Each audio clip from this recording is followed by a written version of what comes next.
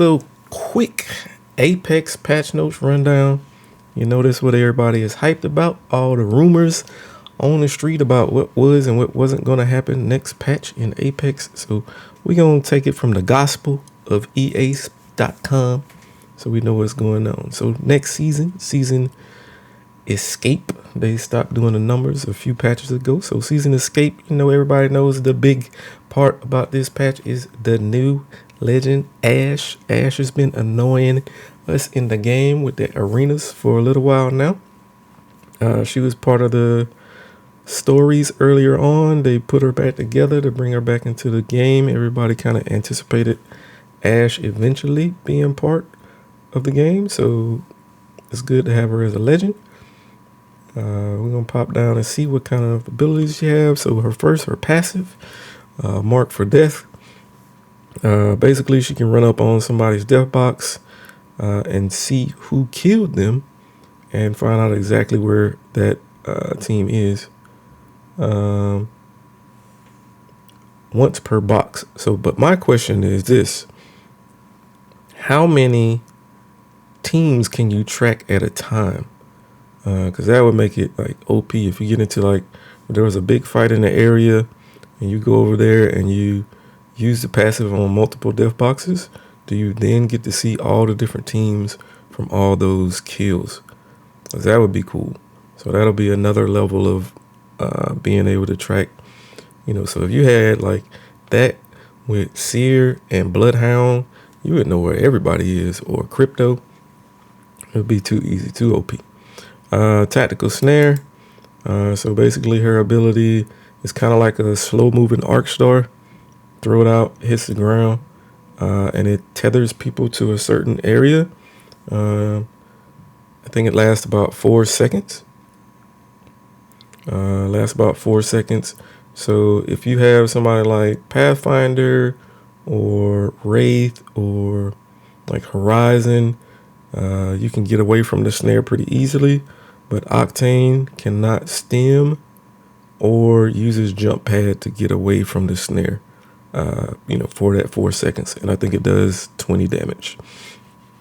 Her ultimate is Phase Breach. So it's similar to Wraith's Portal, but it's one way. And it's like Wraith's Q used to be. So I think it's kind of like instantaneous where you go into that invulnerability mode while you're teleporting, and your teammates can take it as well, but again, it's one way, so you pretty much want to use it to an area where you're going, and not these people, and not kind of like Leroy Jenkins just jumping off into the madness. All right, but another big thing, so you got a new legend, and you also have a new map coming, so Storm Point. It's a bigger map than World's Edge. I thought it was going to be a small map since it's pretty much going to be replacing the OG map. But nope, they went big. So it should make for, the good thing about bigger maps is less third partying, depending on, as long as you don't drop into a hot area. But, it's be a cool new map. They'll always make it fun. So the first few weeks of the season, can do a bunch of running around, trying to find out, what spots you like, what spots you don't. But yeah, so for the map rotation, it'll be Storm Point and World's Edge for rank this season. So 2 pretty big maps. That should be pretty cool. Arenas, not really a big fan, but, it is arenas. It'll be back. I'll have some new maps that are only custom made for arena maps. So that should be cool. Always cool. It's new content. So new content and new content. We got a new weapon. We got the car SMG. So I think it's going to fall somewhere in between the R99 and the 301, as well as like the Volt. And like a full auto prowler. It'll be somewhere in the middle of that. But the other cool thing about the car is it can take light or heavy ammo, and then light or heavy mags. The other thing that I did wonder about this weapon is, since it can take both ammo types, can you also have 2 extended mags on it? Or do you pick, or if I pick up an extended heavy mag level, 3, does that then mean I also have a level 3 light mag? I don't know. It'll be something interesting to see for that weapon. But it should help you, as you go throughout the game. You run out of one ammo, you have a lot of ammo. Plus, light and heavy are all over the map, so you shouldn't really come into an issue with the car and running out of ammo. There's a lot of people, are really into the, energy weapons, and a lot of the new weapons were energy guns. So it's good to see that, they didn't do that this time. All right, rank updates. This is a big one. All right, so rank shaped up, and they reviewed the outcome for escape. Rank continues to attract a large portion of the players. About 40% play rank, or 40% of the playtime is ranked. Pretty much me and my boys, outside of warming up, we pretty much grind rank all the time, so that does hold well. But we're going to see where that takes us. So let's talk about the changes. Skill, they put it in quotation, skill in Apex can be evaluated in all sorts of ways. You have gun skill, movement skill, positioning, awareness, legend mastery, and all those different things rolled into one can kind of determine how good or how high you can grind. And there's also people that just continue to spam the game. You can climb to platinum by pretty much just hiding in the corner every match, over and over and over again, not fighting anybody and just getting second place over, and you can make it to plat. After that, you kind of need to get kills to actually get a decent amount of points. But anyway, so what are they thinking about changing? Kill RP, the value is now different. Kill RP cap has been increased. So it was 6 last time, and now it's up to 7. However, kill related RP cap can be reached in different ways. There's tier differences, and I was talking about that a little earlier. And of course, placement multipliers, just kind of like they had before. So this was what I was talking about earlier, this part right here. So basically what they're saying here is, if you're gold and you're playing in gold matches, you killing gold players, you're going to get 10 points per kill. All right. But if you're gold and you kill somebody a tier above you, you get 12 points. So a gold player killing a plat player gets 12 points for that kill. A gold player killing a diamond player, you get 15 points. A gold player killing a masters or pred player, you would get 20 points for that kill. Now, typically, you shouldn't even be able to be in those games. So I don't know when you could get a 3-tier difference. Maybe if you're playing like really early in the morning and there's not a lot of people in and they put you in a lobby like that. But like, for instance, when you're bronze, you can play against gold. So I can see getting this at the beginning of the season a lot, as everybody's kind of shaking back out to where they're supposed to be. But anyway, that is a way to get, like, so when you're playing with your buddies that are ranked higher, they place you in those higher ranked lobbies. So that'll also be a way for you to catch up to your buddies. Like, if you typically are in plat, you didn't get to play a lot, and you start hopping into plat lobbies, you'll get more points for those kills and be able to catch up faster. So that's pretty cool. Placement multipliers. So they did add a little bit more emphasis to placement with these new scorings. So you get 3 kills. Not only do you get the points from the kills, but you also multiply those points by this. So you get second place with 6 kills. So that's 6 times 10. So you get an extra 60 points. I think that's how it's going to work. But yeah, what a lot of people wanted was not so much of the kill bonus, but more points placed on actual placement. So, you know, that 120 points that you get for being, you know, first place, whatever that is, you know, push that up to, you know, 160, 150, and then reduce the amount of points per kill down a bit.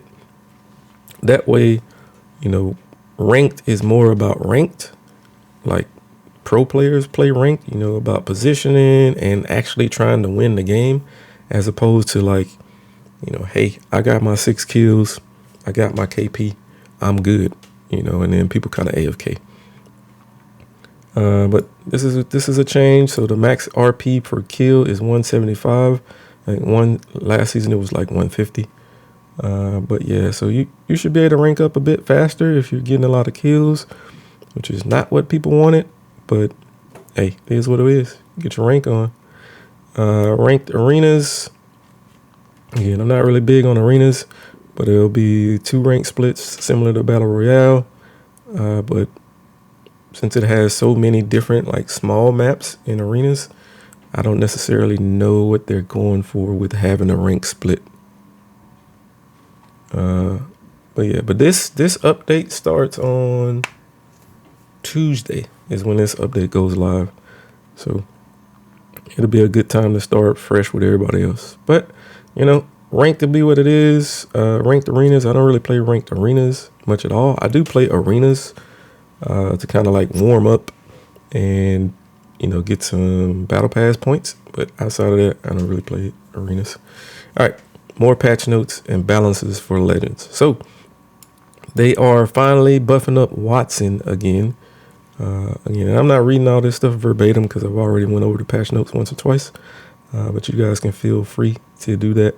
That's why I'm kind of scrolling a bit slow. But in general, what they did to her is they improved the responsiveness of her tactical and her ultimate. So for her tactical, you basically can place the fences down faster now. And that way you can do some cool like 360 Wattson trap placements, or as you're running from somebody and you're going through a door, you know, you can place them down real quick. And that way when they come through the door, it stuns them. You can probably turn around and get the kill. You know, if you're good at Wattson, I don't play Wattson. It's the same with her ultimate. It'll drop faster, so you don't have that delay. They changed her hitbox, so they increased the hitbox, but they removed low profile. Which what low profile is because you have a small champion, they make you take more damage. So they're removing that, but they're making her hitbox a little bit bigger, which is kind of like a nerf buff, kind of cancel each other out. Anyway, all right. So for her tactical, her fences will do more damage. The debuff duration, so the slow that it does has been increased to 3 seconds, and increase the time allowance to be hit again by subsequent fences. So like when people put fences in, like a triangle or a box or whatever, so you can hit the fence multiple times. They decreased the time, the recharge time, because she can have a bunch of fences up, but if you use you only have 3 charges at a time. But I think you can have like up to 8 fences out. It might be 9. But lowering the recharge time is good for that. And like I said, they increased the speed. So that's good. Decrease the delay between the fences shutting off and reactivating when an ally passes through them. So typically when you're running through the fences, when your allies run through, if people are chasing, they go down for like a whole second. And then when the next person goes through, it won't stun because they'll just follow through behind you. But they decrease that, so it should be more likely that they get stunned.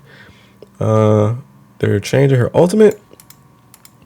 Reduce the number of active pylons that can be placed from 3 to 1.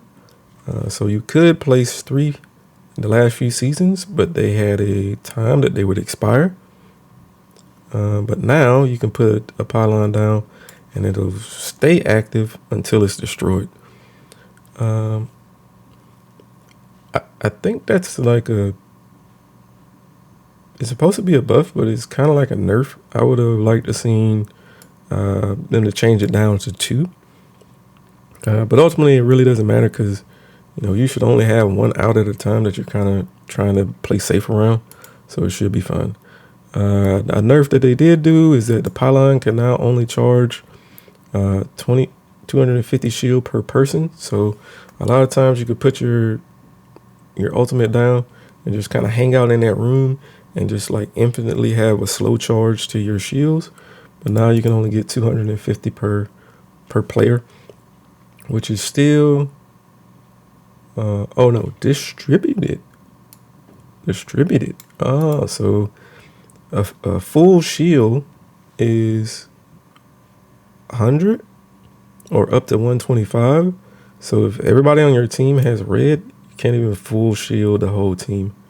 But I mean, again, it's free shielding. A lot of times while you're getting that shielding, you're using your small shields anyway. This part should only really come into effect in the late game when you're kind of running out of shields. But the shields charge faster now, and when it's out of shields, it'll tell you, but it'll still stop grenades and stuff. So overall, for the people that play Wattson, they'll probably like the majority of these changes. I may play her a little bit more in ranked, just to see what I can do with her. Anyway, balance changes, supply drop rotations. Let's see what they're talking about. The triple take returns to ground loot and the G7 scout. So that'll be interesting. I'm a big scout fan. I know a lot of people are scout fans. So taking the scout out will kind of change the meta a bit. The triple take doesn't directly replace the scout because the scout fires a lot faster than the triple take, and it's easier to handle. But you'll probably end up seeing a bit more 30-30s repeaters, or people going back to the longbow, because I think the longbow shoots a bit faster than the triple take as well, and is pretty similar to the G7 scout. They're gonna make the triple take a energy gun again, so they're not gonna bring it back out and make it a sniper. And also it'll be a marksman, so you can use sniper stocks, but not sniper ammo. And then this just kind of goes over the magazine sizes and the amount increase per. Question mark? What's your question? So they a few seasons back, they changed some of the weapons, some of the snipers into marksmanship guns. So between AR and the sniper, they shoot a little bit faster, they handle a little bit better. Did you change your name? No, I've never changed my name, man. Never changed my name. I did change my icon, but not my name. We'll continue to go on. Hop-ups, dual shot is something that they're adding to the Mastiff and the 30-30. Basically, that means... So when I heard about this, I thought it was going to be like you could shoot 2 bullets at a time, but it basically just lets you load 2 bullets at a time. So you reload faster. The Mastiff is pretty popular already, so you can basically reload your Mastiff twice as fast if you have one of these hop-ups. The 30-30, I don't know that this will add to its use, but like with the combination of the G7 Scout going into the care package and them adding this hop-up to the 30-30, it may make it, more used. Fully kitted, so the guns that you can find that are gold, hey, appreciate that, Tank. The guns that you can find that are gold this season will be the Mastiff 30-30, the 301, the new weapon, the car, and the longbow. And obviously the rest of these just go back to being regular weapons. The EVA 8 is very, very, very popular. So in order to try to nerf it a bit, they reduced the fire rate. Really? 0.1? 0.1? Okay. I don't necessarily know that that's going to really nerf it, but hey, here's what it is. For the Peacekeeper, they increased the pellet size, which means you should stop getting, those 7s or those 9s or whatever. increase the pellet size means you're more likely to hit your target. I am terrible with the PK, but the choke time has been reduced, so the charge up to like that slug shot, that'll happen faster. And choke shots remain tight for slightly longer than before. So you used to be able to ADS, charge it down to that choke shot, but pretty much as soon as you stop ADSing, pull it back up, it was gone. So that'll be interesting to see. Probably trying to get the PK usage to go back up and bring the EVA usage down. The longbow got a nerf. Don't necessarily know why. But they're nerfing it. Like I said, it was probably going to be utilized more this season with the G7 Scout going into the care package. So they probably nerfed it so it's just not like busting people's head. Hey, what's up, Sick with it? But yeah, they L-Star.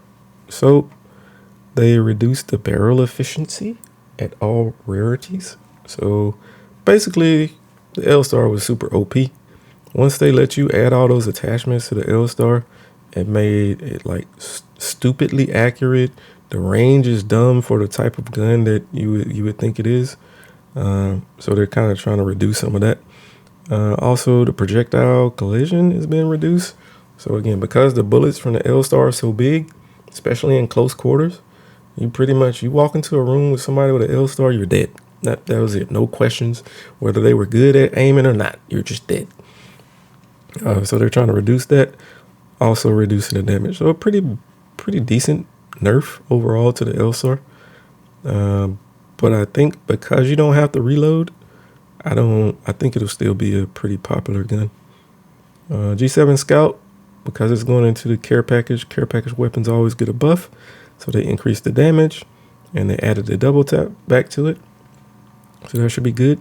I'll definitely be looking for the G7 in the care packages this season because it's one of my favorite guns. Supply drop weapons rates. So this was a bit annoying. I think it was a good change that, you didn't want early game when the first supply drop started dropping, you didn't want people to get Krabers.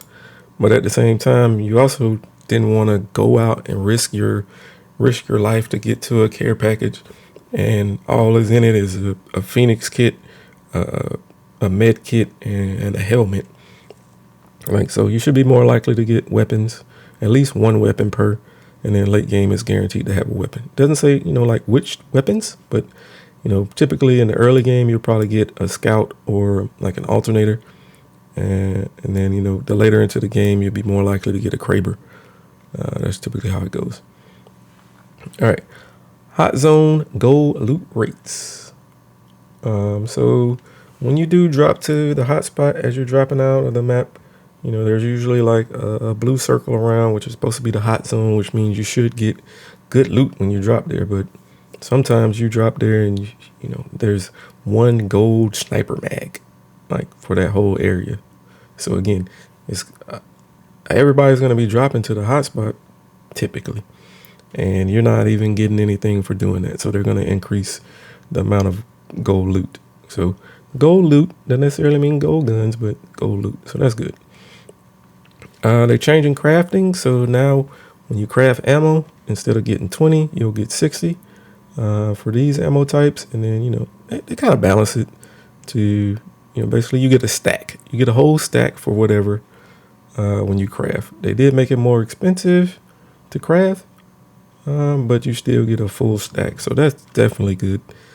As I've been running around early game with 100 crafting material, needing ammo, but got to sit there for like 10 minutes just trying to craft freaking ammo. So that'll be great. They increased the evil armor. So I like this one. So basically if you have a white shield and you drop your shield in there to craft, you're guaranteed to increase it to blue. So that's good. And it'll make it more likely that people craft evil armor as well, as you go throughout the game. Because if you got a blue and you got 50 damage left to get purple, drop it in there, boom, automatic purple. You know what I'm saying? So that's good.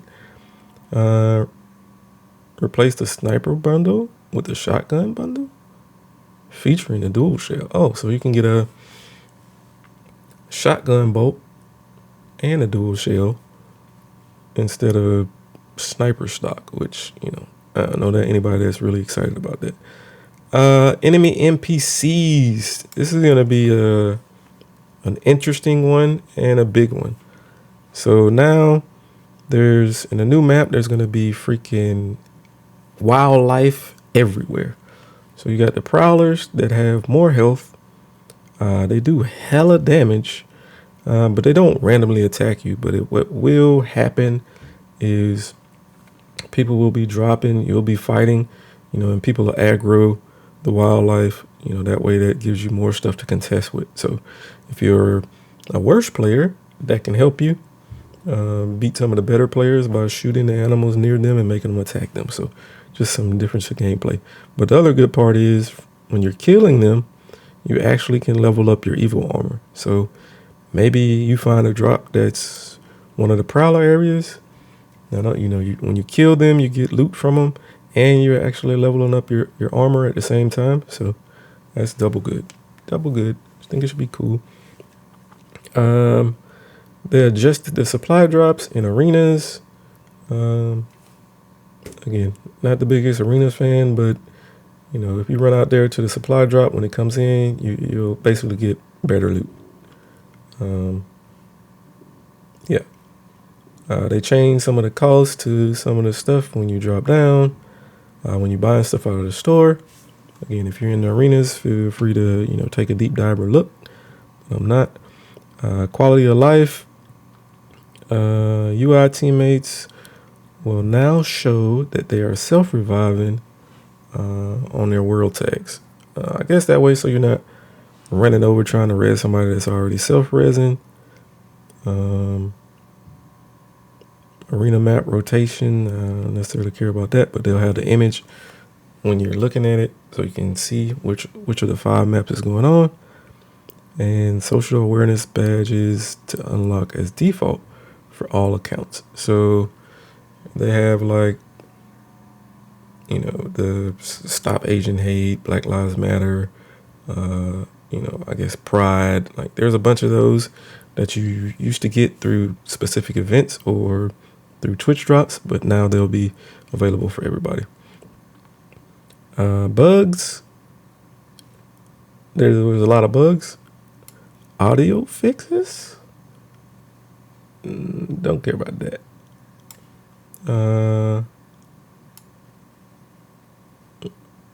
I'm trying to see if there's any of the bug fixes that I was worried about. So one bug fix that I was looking for was the bug where you would randomly unready up, but I think they fixed that a couple of patches ago. That was a big one.